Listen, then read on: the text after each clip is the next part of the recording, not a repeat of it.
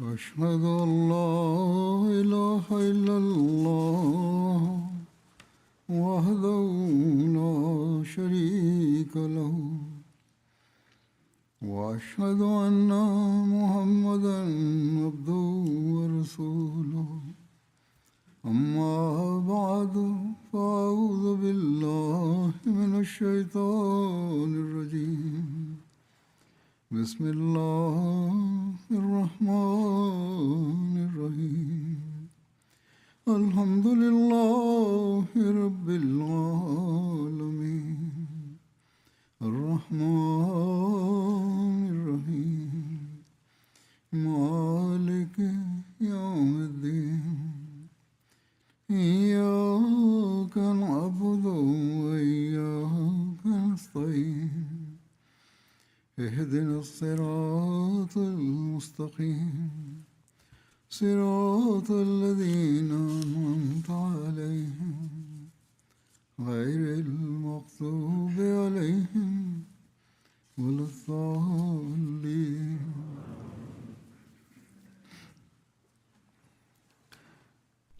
Je présenterai quelques incidents liés aux efforts du Messie promet l'Islam, accomplis dans le sillage de son maître, les efforts pour établir le tawhid,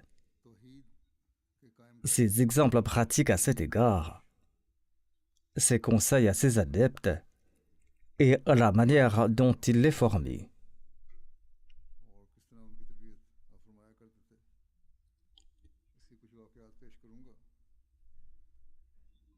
Hadrat Muslim Maud raconte que le Messie promet l'Islam relatait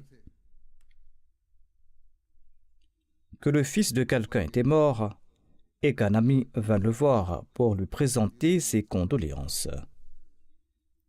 Alors il éclata en sanglots et il dit à son ami « Dieu m'a grandement lésé », comme si à son avis, Dieu le Tout-Puissant lui avait retiré un de ses droits. Évoquant les paroles du Messie premier l'Islam, il a ensuite ajouté qu'il faut cependant réfléchir. Quel est ce droit que l'homme aurait établi sur Allah?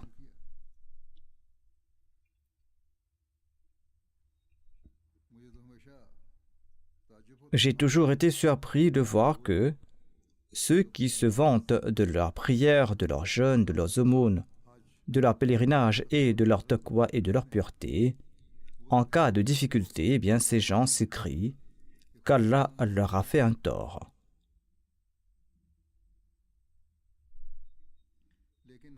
Mais ce poète ivrogne de l'Inde, qui était totalement indifférent à la religion, dans un moment de vérité et bien que dépendant de l'alcool, voit l'inspiration divine descendre sur son cœur et il s'écrie que la vie fut donnée, elle lui appartenait, la vérité est que le droit n'a pas été acquitté. Ainsi donc, l'homme doit toujours garder à l'esprit que les bénédictions, les enfants que nous avons reçus, nous sont parvenus par la grâce d'Allah et cela exige que nous restions toujours prosternés devant Allah, que nous exprimions son unicité par chacune de nos paroles et par chacune de nos actions, et que jamais la moindre trace de polythéisme ne nous effleure l'esprit, que nous ne pensions jamais avoir le moindre droit sur Allah. Quelques actes d'adoration n'acquittent aucun droit, au contraire, nous le faisons pour notre propre bénéfice. Ainsi, le poète dont il a été fait mention a dit qu'Allah a donné la vie, Allah nous a créés en ce monde, et nous sommes venus en ce monde, mais nous n'avons pas pu lui rendre la gratitude que nous lui devons.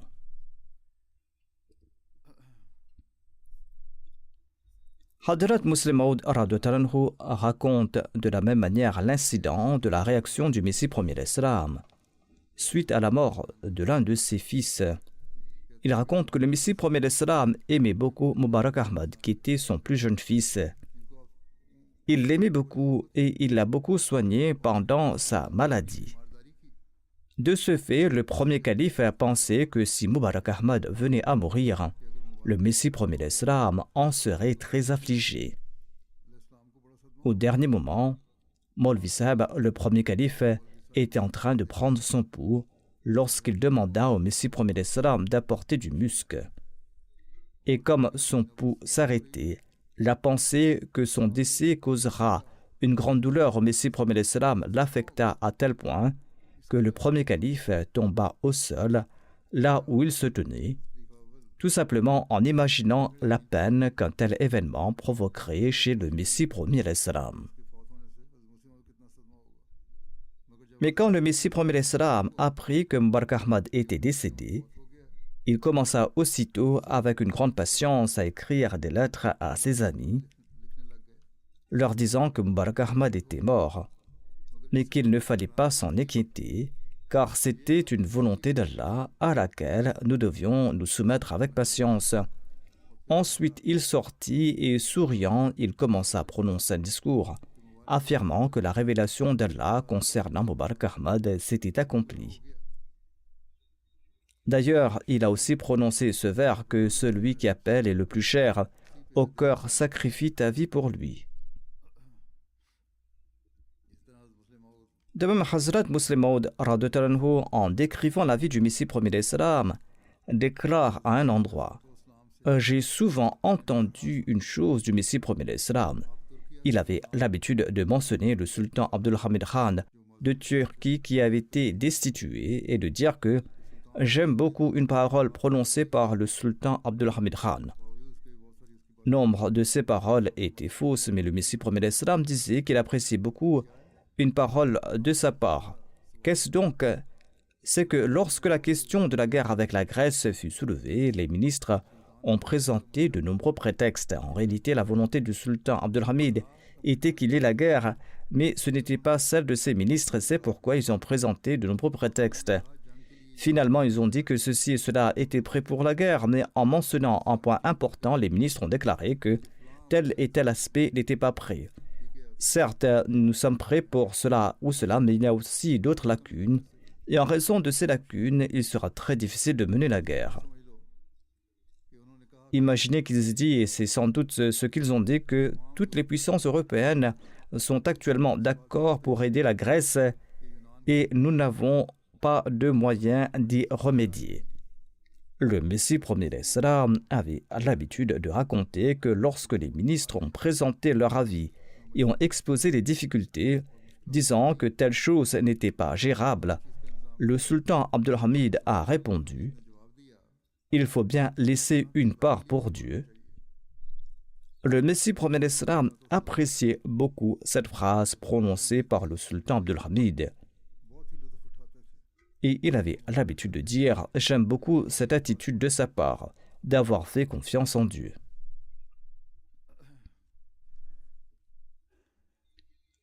En relatant un incident du zèle du Messie premier d'Islam pour l'unicité de Dieu, Hazrat Sahibzada Mirza Bashir Ahmad Sahib écrit que Munshi Zafar Ahmad Sahib Kapurtalvi m'a relaté par écrit que le Messie premier d'Islam souffrait d'une affection à la tête. Il ressentait une douleur due au vertige. On avait entendu dire qu'un médecin était très doué à cet égard. Il était un grand spécialiste du traitement des vertiges. Il fut donc appelé, on lui envoya de quoi payer son trajet et on l'a fait venir de loin, tout frais payé. Il a examiné le Messie premier d'Islam et a déclaré: en 2 jours, je vais vous remettre d'aplomb. Ce n'est pas grand-chose, je vais vous soigner en 2 jours. En entendant cela, le Messie premier d'Islam rentra et écriva une note au Maulvi Nuruddin concernant ce médecin en disant que je ne veux absolument pas me faire traiter par cette personne. Est-ce qu'il se prétend Dieu? Et il le fit renvoyer avec ses frais de trajet et 25 roupies supplémentaires. Et c'est ce qui fut fait. De même, Hazrat Mufti Muhammad Sadiq Sahib, décrivant la vie du Messie premier d'Islam, écrit que le Messie premier d'Islam disait que Dieu aime ceux qui ont du zèle pour sa grandeur et son honneur. De telles personnes empruntent un chemin étroit et n'importe qui ne peut pas les suivre. Tant qu'il n'y a pas de passion pour Dieu, l'être humain ne peut goûter à aucune joie.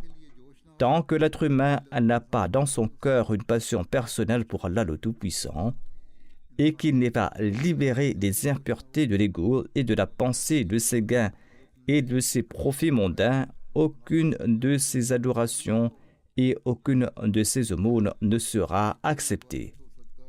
Ce point est d'une grande importance. Tant qu'une personne n'est pas exempte de l'impureté de son ego et de la pensée des avantages et des profits mondains, aucune de ses adorations ou aumônes ne sera acceptée. Celui qui a de l'ardeur pour Dieu surpasse ses semblables. De telles personnes reçoivent des bénédictions de Dieu. Ainsi, pour l'acceptation de la prière, il est également essentiel d'avoir une foi et une conviction complète en l'unicité de Dieu, et que la prière pour obtenir son amour de la part d'Allah soit la première. Il y a ceux qui écrivent que nous avons beaucoup prié, nous avons fait ceci, cela, nous avons accompli des prières surérogatoires, nous avons fait de l'aumône, notre prière n'a pas été acceptée. Qu'ils méditent un peu sur ce point, qu'ils méditent sur cette formule révélée par le Messie promet salam. Hazrat Mirza Bashir Ahmad Sahib, en décrivant la vie du Messie promet salam, écrit en un endroit que Allah a également récompensé l'amour du Messie promet salam avec une telle appréciation digne de sa miséricorde infinie et de son appréciation incomparable. C'est pourquoi, en s'adressant à lui, Allah lui a dit « Tu es pour moi comme mon unicité et mon individualité, tu es pour moi comme mon fils. Je suis avec toi, ô fils du messager d'Allah. » C'est-à-dire, puisqu'en cette époque tu es le porte-étendard de mon unicité et que tu rétablis dans le monde ce trésor perdu du monothéisme, c'est pourquoi, ô Messie de Mohammed, tu m'es aussi cher que mon unicité et mon individualité. Et puisque les chrétiens, par mensonge et calomnie, ont fait de leur Messie le vrai Fils de Dieu, ma jalousie a exigé que je t'aime d'un amour qui est le droit d'un enfant, afin qu'il soit manifeste au monde que même les disciples de Mohammed, le messager d'Allah, peuvent atteindre le statut d'enfant d'Allah. Et puisque tu t'es consacré jour et nuit dans le service de la religion de mon bien-aimé Mohammed Mustafa, et puisque tu es perdu dans son amour, c'est pourquoi je te récompense en tant que fils spirituel de mon bien-aimé par la médaille de mon amour immortel et de ma compagnie éternelle. Tel est le sens de cette révélation qui fut accordée au Messie premier d'Islam. Et ceci est le sens de cette révélation que j'ai lue à l'instant. Dans le contexte de sa biographie, Hazrat Mirza Bashir Ahmad Sahib écrit que le but principal de l'avènement du Messie premier d'Islam était le service de l'islam et l'établissement du monothéisme. Et à cette époque, le christianisme était le plus grand défi au véritable monothéisme. C'est-à-dire à l'époque, un défi qui se retrouve encore aujourd'hui dans certaines régions. Un défi enseignant un dangereux polythéisme sous le couvert du monothéisme et à Dieu ne plaise, déclarant Jésus de Nazareth fils de Dieu, le plaçant aux côtés de l'unicité divine. C'est pourquoi le Messie premier d'Islam avait une grande ferveur contre le christianisme. Et de toute façon, la tâche principale de son office messianique est telle que décrite dans les hadiths et la destruction de la croix. C'est pourquoi il insistait beaucoup sur la mort de Jésus alayhi salam, car la simple preuve de ce fait met fin au christianisme. En d'autres termes, à la suite de la mort de Jésus, ni sa divinité ne subsiste, ni la Trinité ne conserve sa trace, ni la question de l'expiation ne peut plus tenir sur ses bases fragiles. Certes, le dogme de la mort de Jésus de Nazareth est naturellement aussi un premier pas pour prouver la véracité du Messie promet d'Islam. Mais la véritable importance de cette question sur laquelle le Messie promet d'Islam insistait tant réside dans la réfutation du christianisme. Khandan signifie rejeter, c'est un terme hindi.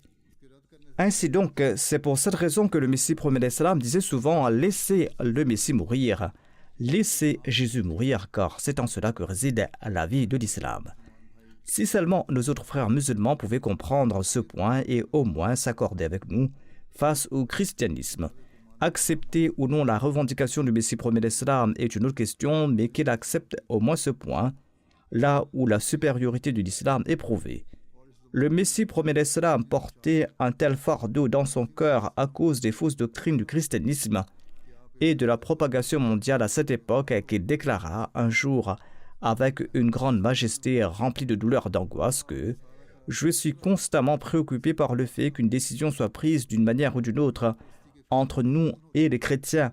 Mon cœur saigne à cause du fléau du culte des morts et mon âme est dans une étrange détresse. Quelle plus grande souffrance intérieure peut-il avoir qu'un homme humble soit élevé au rang de Dieu et qu'une poignée de poussière soit considérée comme le Seigneur des mondes? J'aurais péri de ce chagrin depuis longtemps si mon Maître et mon Dieu tout-puissant et capable ne m'avaient pas consolé en me disant qu'en fin de compte, le monothéisme triomphera. » Le Messie premier d'Islam déclare « Dieu sait cela et il est le meilleur témoin de toutes choses. » Notamment que la chose qui m'a été donnée en premier sur sa voie fut un cœur pur, c'est-à-dire un cœur dont la tâche véritable n'était rien d'autre qu'avec Dieu. J'étais jeune, dit le Messie premier d'Islam, j'étais jeune à un moment donné et maintenant je suis vieux.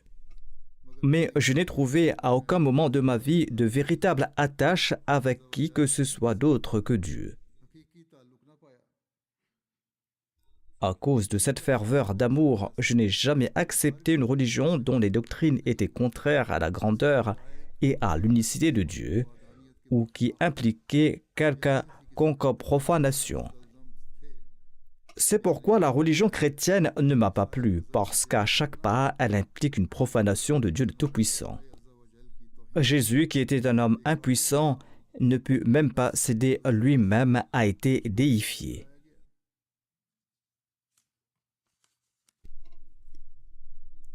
Hazrat Mufti Fazlur Rahman Sahib Muhajir relate que 2 filles sont nées l'une après l'autre dans son foyer. 2 filles qui sont vivantes par la grâce d'Allah. Au moment où il relatait cela, dit-il. Après quoi, un garçon est né. Il ne parlait pas et n'entendait pas. Le premier fils était généralement malade. Le second était intelligent et en bonne santé. Le premier était malade et il ne parlait pas et n'entendait pas. Un deuxième fils est né par la suite, il était en bonne santé. Ses habitudes et son apparence étaient si attachantes qu'à un jeune âge, il faisait toutes les tâches ménagères et il comprenait les choses au moindre signe. Il était un garçon très vif d'esprit, très intelligent. C'est pour ces raisons que mon affection pour lui a beaucoup grandi. Le premier garçon qui était malade est mort à l'âge de 4 ans. Le second, quand il a eu 4 ans et demi, a contracté la fièvre typhoïde. J'ai fait faire de nombreux traitements, mais aucune amélioration n'a été visible. 15 jours après le début de sa maladie, il fut atteint de sarsam, de délirium, c'est-à-dire d'une maladie semblable à une méningite, de laquelle les membranes du cerveau deviennent enflammées. Cela correspond à ce qu'on appelle le sarsam. J'écrivis une requête au Messie premier d'Islam pour qu'il prie en lui disant que c'était un fils très cher et de prier pour qu'il survive. Le Messie premier d'Islam a répondu « Inch'Allah, je vais prier. Mais si le destin est irrévocable, cela ne peut être détourné. » En disant cela, j'étais convaincu que cet enfant ne survivra pas. Ainsi, le 4e jour, son état était très critique et le Messie premier d'Islam devait se rendre à Gurdaspur ce jour-là. Comme j'accompagnais toujours le Messie premier d'Islam à chaque rendez-vous, je me suis présenté moi aussi pour partir. Quand il est sorti de la maison, il s'adressa d'abord à moi et me demanda « Quel est l'état de ton enfant ?» J'ai répondu « Huzur, venez voir. » La maison était juste à côté et il est en très mauvais état. Lorsqu'il est rentré à la maison et a vu l'état de l'enfant, il a déclaré « Il est très malade. Aujourd'hui, tu ne dois pas m'accompagner à Gurdaspur. » Le Messie premier d'Islam est parti en voyage et le lendemain, vers 4 heures, l'enfant est décédé. Le surlendemain, le Messie premier d'Islam est revenu de Gurdaspur à 10 heures. Je me suis avancé pour lui serrer la main avec une petite fille dans mes bras qui était plus jeune que ce fils En me voyant, le Messie promet l'Islam a dit: Je suis profondément attristé par la mort de ton enfant, mais je pensais que ton affection pour lui avait atteint le seuil du shirk. C'est pourquoi il semblait impossible qu'il reste en vie. Quoi qu'il en soit, j'ai beaucoup prié pour ton enfant.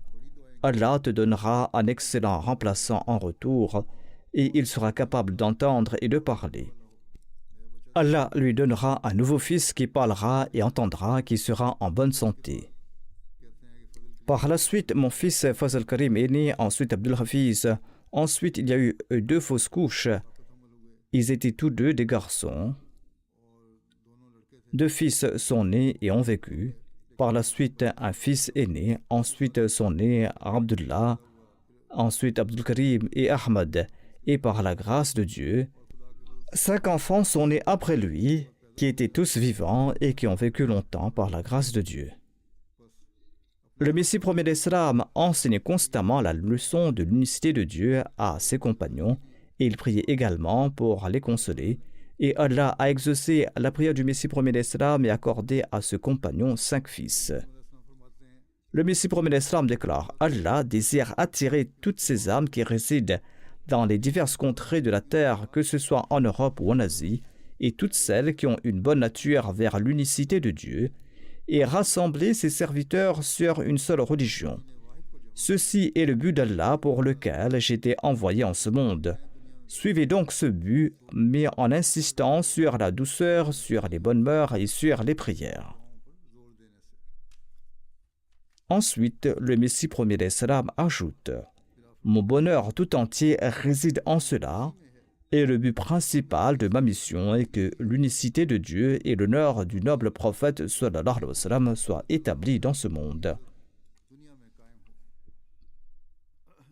Hazrat Pir Iftikhar Ahmad Sahib, décrivant la biographie du Messie premier d'Islam, relate que le Messie premier d'Islam avait un serviteur nommé Pirandetta, c'est-à-dire le don des saints. Nous l'appelions tous par ce nom Pirandetta, mais lorsque le Messie promet l'Islam l'appelait, il disait Piridita, et pas Pirandetta, c'est-à-dire offert par Dieu, mon pire, mon maître, et non Pirandetta. Ceci est le Tawhid, l'unicité divine à propos duquel Allah dit au Messie promet l'Islam: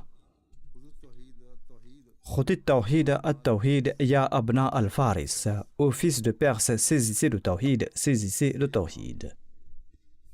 Ainsi, cette révélation doit être gardée à l'esprit par sa descendance et même par chaque croyant et par tous ceux qui lui ont prêté allégeance pour sa survie et son progrès.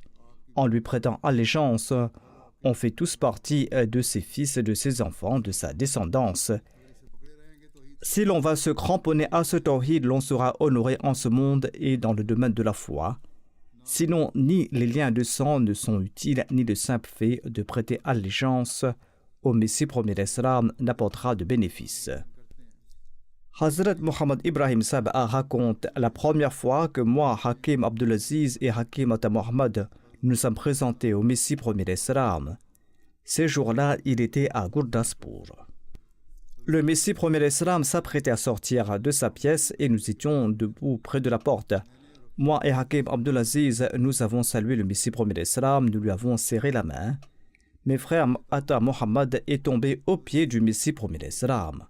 Le Messie premier d'Islam le releva par le bras et dit: Allah m'a envoyé en cette époque précisément pour éradiquer ce shirk, embrasser les pieds et du polythéisme. Puis il lui serra également la main. Hazrat Mirza Bashir Ahmad Sahib relate qu'Azi Mohammad Youssouf de Peshawar m'a informé par lettre que, lorsque je suis parti à Qadian pour la première fois, un homme a présenté son fils au Messie premier d'Islam.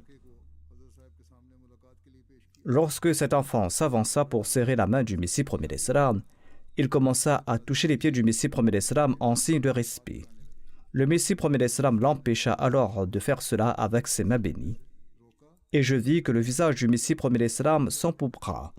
Il déclara avec une grande ferveur que les prophètes viennent en ce monde pour éradiquer le shirk, et notre tâche est également d'éradiquer le shirk et non de l'établir. Le Messie promet l'Islam déclare: Je m'oppose fermement à ce que quiconque me photographie. Une clarification est également apportée ici concernant les photos. Beaucoup de gens conservent des photos de manière incorrecte, les leurs, celles du Messie promet l'Islam, ainsi que celles de leurs proches et de leurs parents. C'est pourquoi je présente cette explication. Le Messie promet l'Islam déclare: Je m'oppose fermement à ce que quiconque me photographie et garde ou publie mon image à la manière des idolâtres. Je n'ai jamais donné de tel ordre, et il n'y aura jamais de plus grand ennemi de l'idolâtrie et du culte des images que moi. Mais j'ai observé aujourd'hui que lorsque les Européens souhaitent examiner l'œuvre de quelqu'un, leur premier désir est de voir sa photo, car dans les pays d'Europe, la science de la physionomie a fait de grands progrès et la plupart d'entre eux, la majorité même, peuvent en regardant simplement l'image reconnaître si un tel prétendant est véridique ou menteur. Et ces personnes, en raison d'une distance de milliers de lieues, ne peuvent m'atteindre ni voir mon visage. Ainsi, les personnes perspicaces de ces pays observent mes états intérieurs à travers l'image, à travers ma photo. Plusieurs personnes m'ont écrit des lettres depuis l'Europe ou l'Amérique et ont déclaré dans leur missive que nous avons attentivement examiné votre photographie et par le biais de la science de la physiognomonie, nous avons dû admettre que celui dont c'est l'image ne peut être un menteur. Et une Américaine, après avoir vu ma photographie, a écrit au Messie promet l'Islam disant que cette image est celle de Jésus, c'est-à-dire de Isa alayhi salam. C'est pourquoi, et c'est dans ce but et dans cette mesure que j'ai prudemment gardé le silence quant à la poursuite de cette pratique. C'est pour cette raison que j'ai donné la permission de prendre des photos, sinon si l'idolâtrie se répand, cela est absolument interdit. Ensuite, il déclare que les actions ne valent que par les intentions, et mes actions ne reposent sur les intentions et ma doctrine n'est pas que l'interdiction de l'image est absolue. Je ne dis pas de ne pas prendre des photos et que cela est illicite. Le Saint-Coran atteste que les djinns fabriquaient des images pour le prophète Salomon et les enfants d'Israël ont eu pendant longtemps des images des prophètes, parmi lesquels se trouvait l'image du saint prophète Mohammed paix soit sur lui, et l'ange Gabriel avait montré au saint prophète paix soit sur lui une image du Hadrat Aïcha sur un morceau de soie. Et dans l'eau et sur certaines pierres, il y a aussi des images d'animaux qui s'impriment naturellement. Là où les tremblements de terre se produisent, les silhouettes des animaux sont ensevelies sur les montagnes et s'y impriment. Et cet appareil par lequel les photos sont maintenant prises, c'est-à-dire l'appareil photo, n'a pas été inventé à l'époque du saint prophète, paix soit sur lui. Et c'est un appareil très essentiel grâce auquel certaines maladies peuvent être diagnostiquées. Il ne s'agit pas seulement de photos, mais il dit que grâce à ces inventions, des maladies peuvent également être diagnostiquées. La technologie a encore progressé à cette époque, il y avait le système de radiographie.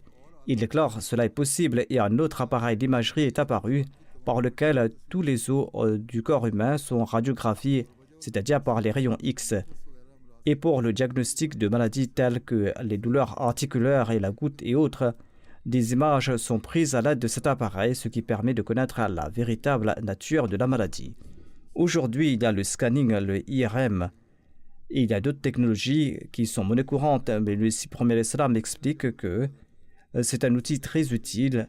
Il est donc erroné de dire de ne pas s'en approcher. L'intention doit être bonne. Les actions ne valent que par l'intention.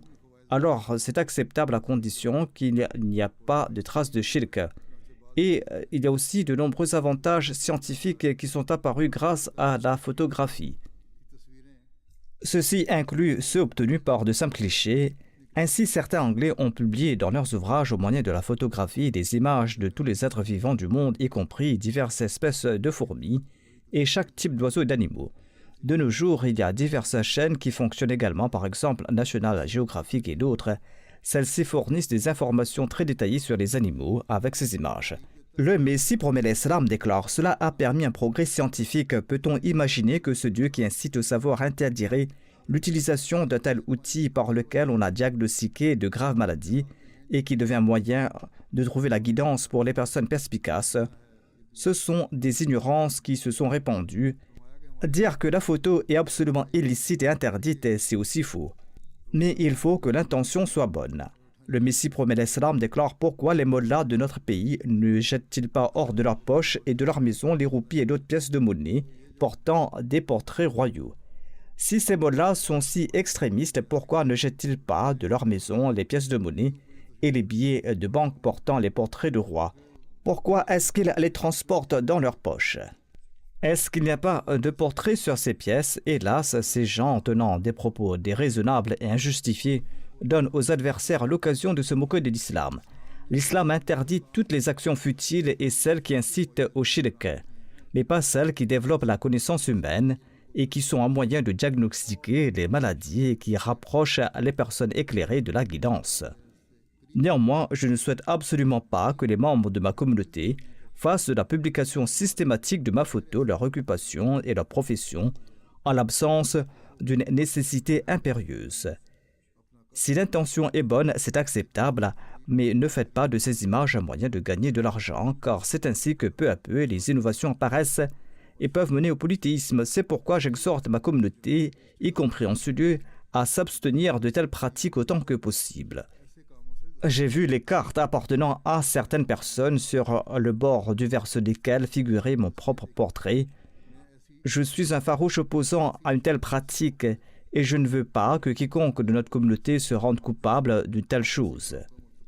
Œuvrer dans un but juste et utile est une chose, mais agir à la manière des hindous qui affichent les portraits de leurs ancêtres un peu partout sur les portes et les murs en est tout autre. Il a toujours été observé que de telles actions vaines conduisent au polythéisme, c'est-à-dire qu'elles sont de nature à y mener, et que de grands maux en découlent. Comme cela s'est produit chez les hindous et les chrétiens, j'espère que celui qui regarde mes préceptes avec respect et estime et qui est mon véritable disciple s'abstiendra de telles actions après cet ordre. Sinon, il agit contrairement à mes directives et pose un pied avec insolence sur la voie de la charia. Ainsi donc, nous devons examiner avec une grande attention quel est notre objectif en plaçant ces photos. Ce but ne doit en aucun cas mener au shirk. Saluer les images, s'incliner devant elles, ce sont des idées polythéistes. Les hindous accrochent des photos d'aînés défunts et y suspendent des guirlandes. Ici aussi, au sein de notre propre communauté, cette pratique est parfois devenue une coutume. À certains endroits, lorsqu'ils prennent une photo de groupe de famille, certains placent à côté un grand cadre avec l'image de l'un de leurs aînés décédés, comme pour dire voici la photo de nos aînés décédés, eux aussi sont inclus avec nous. Le Messie promet l'Islam déclare que tout cela est du shirk. Ce sont des pratiques erronées, ce sont des innovations et il faut les éviter. Je reçois des rapports selon lesquels certaines personnes se font photographier de cette manière même lors des mariages. Si des photos sont prises uniquement dans un but louable ou pour être conservées comme souvenir dans des albums, cela est permis. Mais en faire une innovation et se contenter de les accrocher, puis de les regarder et de les saluer au réveil le matin, ces choses sont condamnables, comme l'a dit le Messie promet l'Islam. Hazrat Sufi Ghulam Muhammad raconte que certaines personnes en Amérique et en Europe avaient exprimé le désir de voir une photo du Messie promet l'Islam. C'est pourquoi une photo du Messie promet l'Islam fut prise. Un arabe nommé Abdul Muhi vivait ici. Il fit imprimer de nombreuses cartes sur lesquelles figurait l'effigie du Messie promet l'Islam et y publia l'image. Quand le Messie promet l'Islam apprit que sa photo avait été publiée sur des cartes postales, il fut très mécontent et déclara « J'ai fait prendre ma photo pour une nécessité religieuse. Je n'aime absolument pas que mon image soit utilisée comme source de revenus car cela mène au shirk, c'est-à-dire l'idolâtrie. » Par conséquent, ces cartes furent détruites. Hazrat Mullah Ghulam Rasul Rajiki relate « Lorsque j'ai prêté allégeance au Messie promet l'Islam, je lui ai écrit que j'avais l'habitude d'accomplir de tels exercices spirituels et j'ai également dit que depuis que j'avais prêté allégeance, je suis la pratique suivante. D'une part, il y a des disciples des pires qui, à leur commandement, contemplent leur personne. avec cette idée que lorsque les disciples se concentrent et méditent sur le maître spirituel, même de rang inférieur, alors pourquoi est-ce que je ne vais pas me concentrer moi sur mon guide et mon maître qui est le Messie promis et le Mahdi promis? Autrement dit, garder son image dans mon cœur, puis chaque jour, en prenant cette image en mon cœur, m'efforcer d'accomplir chacun de mes objectifs. Ainsi, votre contemplation sera plus bénie, plus bénéfique et plus appropriée que celle de tous ces autres maîtres spirituels. Il a dit, vous êtes le Messie premier des Salam. Quant aux autres maîtres spirituels et ascètes, on ne sait même pas s'ils sont légitimes ou non. Les gens gardent leur image dans leur cœur. Pourquoi je ne porterai pas la vôtre constamment dans mon cœur? Quand j'ai écrit cela au Messie premier des Salam, dit Raji Kisab, eh bien j'ai reçu une lettre du Messie premier des Salam écrite de la main de Hazrat Maulvi Abdul Karim Saheb qui stipulait que de la contemplation des créatures, il n'y a rien d'autre comme résultat que le shirk. Cette contemplation que vous pratiquez ne produira rien d'autre que du shirk. Pour le souvenir d'Allah, le nom d'Allah est suffisant. Et quant au Daroud Sharif, il faut réciter celui qui est estampillé par la sunna du saint prophète Mohammed sallallahu alayhi wa sallam. À la réception de cette lettre, j'ai immédiatement renoncé à la contemplation et j'ai subitement cessé toutes mes précédentes pratiques spirituelles.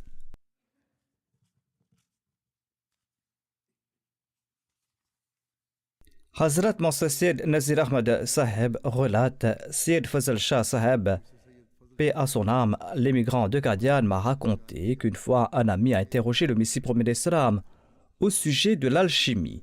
Le Messie premier d'Islam a alors répondu: les alchimistes errent ainsi à la recherche de subsistance, mais ils n'utilisent pas les moyens corrects qu'Allah a légalement établis pour son obtention.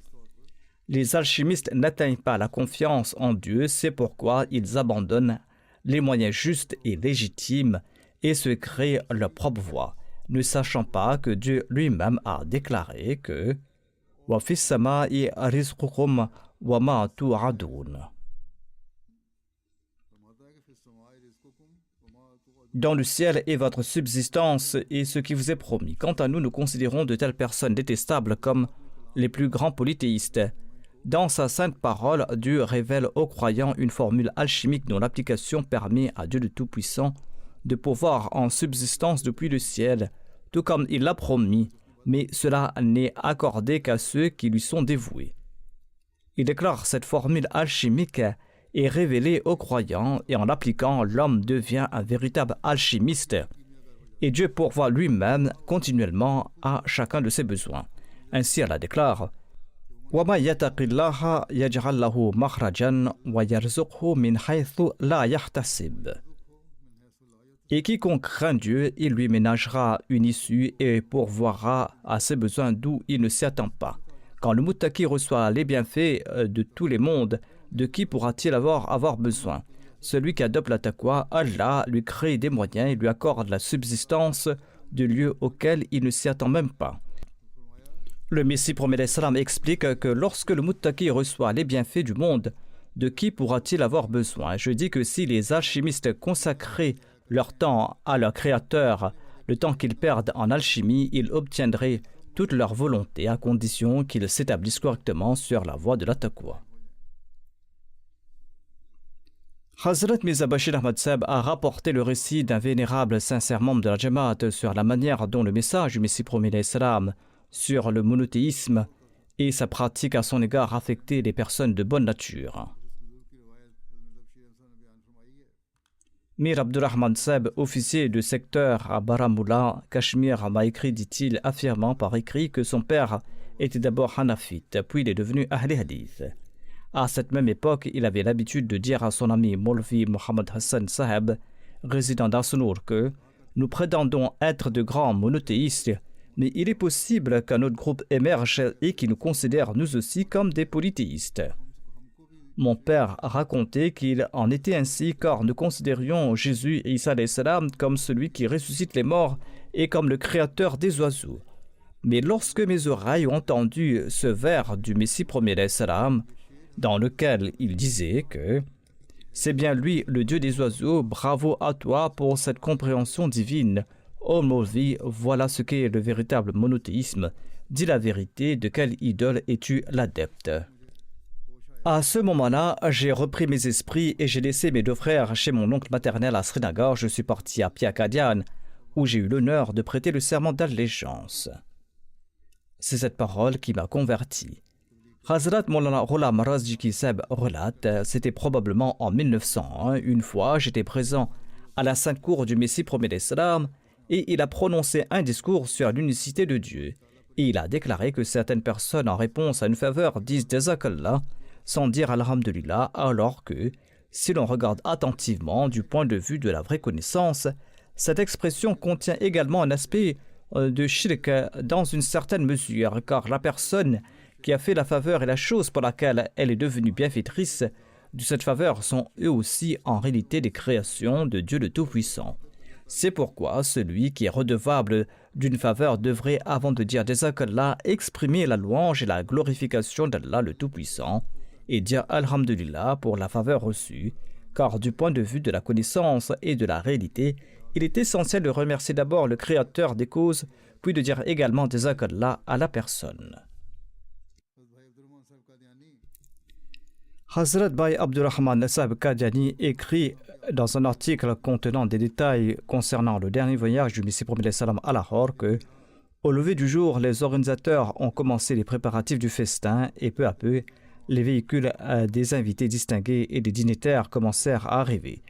Cependant, la santé du Messie promet l'Islam était toujours très faible et chancelante. Il devait prononcer un discours là-bas. L'état de faiblesse et d'épuisement était tel qu'il n'y avait absolument aucun espoir qu'il puisse prononcer un discours là-bas. C'est avec cette pensée que le Messie promet l'Islam envoya l'ordre à Hazrat Maulvi Nuruddin Saheb de préparer un festin spirituel pour les invités. Conformément à cela, Hazrat Maulvi Saheb a commencé son discours à l'heure prévue, mais peu de temps après, cette lune brillante et ce soleil radieux se sont levés en personne sur nous, c'est-à-dire le Messie promet l'Islam est arrivé en personne quelque temps après. Maulana Nuruddin Saheb a terminé son discours et le Messie promet l'Islam s'est levé et s'est adressé à l'assistance. Le Messie promet l'Islam, debout, s'est adressé à l'assemblée pendant près de 3 heures et il a prononcé un discours si puissant, si riche en érudition et en sagesse. Alors que son état de maladie rendait la station debout difficile, il a pourtant prononcé pendant 3 heures un discours vigoureux, plein de connaissances et de spiritualité. Même les étrangers, sans parler de ses proches, ont été stupéfaits et l'ont écouté avec une attention si intense comme s'ils étaient envoûtés. Et ressentant une telle saveur de ce mets spirituel qu'il leur a fait oublier même la nourriture physique. Le discours du Messie promet l'Islam avait une telle fluidité qu'il était difficile de prendre des notes et son exposé possédait une telle force et une telle majesté que, dans cette foule nombreuse, le moindre souffle de quiconque n'était pas perceptible. Le Messie promet l'Islam s'exprimait avec une telle ferveur que, porté par l'ardeur de son discours, il s'avançait lui-même de plus en plus vers les auditeurs. Je l'ai vu de mes yeux et j'ai bien noté que le Messie promet l'Islam s'avançait à plusieurs reprises de quelques pas de la table. La table n'était pas placée devant le Messie promet l'Islam, mais derrière lui. C'est-à-dire qu'il ne se tenait pas derrière la table pour prendre la parole, mais plutôt devant la table pour prononcer son discours. C'est pourquoi, pris par l'enthousiasme, il arrivait d'avancer d'un pas ou deux pendant son discours. Le discours du Messie promet l'Islam a eu lieu dans la cour de la maison du docteur Sayyid Mohammed Hussein Shah, au plus 10 jours avant son décès. C'est-à-dire 10 jours avant le décès du Messie promet l'Islam. Ce discours est intitulé Takmil et-Tablir et Itmam Hujjat. Et un dialogue avec un expert britannique en astronomie avait eu lieu auparavant dans la partie supérieure de la maison de Khaja Kamaluddin Saheb. C'était donc une grande tournée de prédication. En sus de ces discours, le Messie promet l'Islam a prononcé plusieurs allocutions, petites et grandes. Et il rapporte ensuite qu'au cours de cette période, quelques femmes hindoues sont venues en délégation pour voir le Messie promet l'Islam et profiter de ses bénédictions pendant leur rédaction du message de la réconciliation, alors que le Messie promet l'Islam se trouvait dans la maison du docteur Sayyid Mohammed Hussein Shah. Comme il était très occupé, il souhaitait les congédier, mais elles ont présenté des excuses et ont insisté et ont demandé des conseils.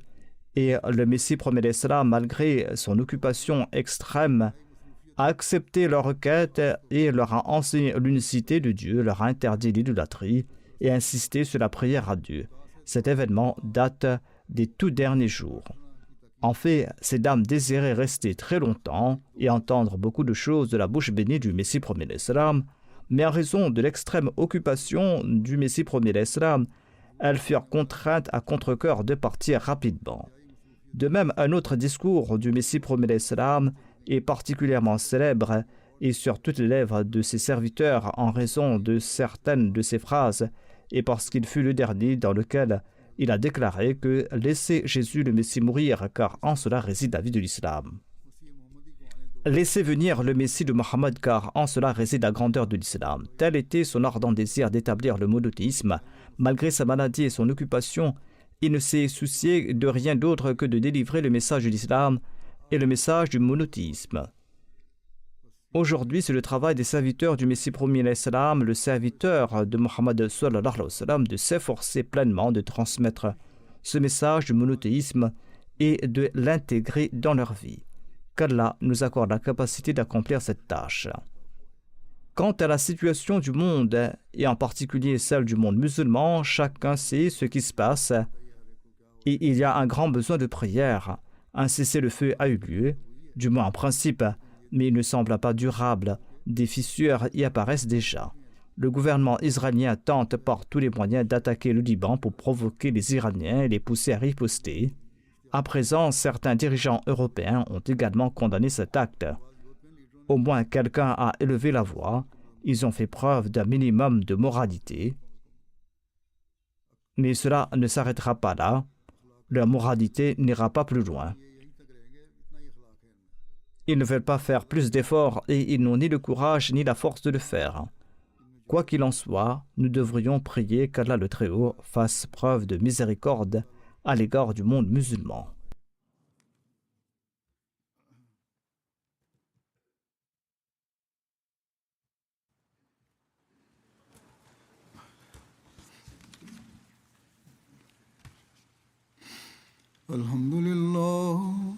الحمد لله نحمده ونستعينه ونستغفره ونؤمن به ونتوكل عليه ونعوذ بالله من شرور أنفسنا ومن سيئات أعمالنا من يهده الله فلا مضل له ومن يضلل فلا هادي له ونشهد أن لا إله إلا الله ونشهد أن محمدا عبده ورسوله عباد الله رحمكم الله إن الله يأمر بالعدل والإحسان وإيتاء ذي القربى وينهى عن الفحشاء والمنكر والبغي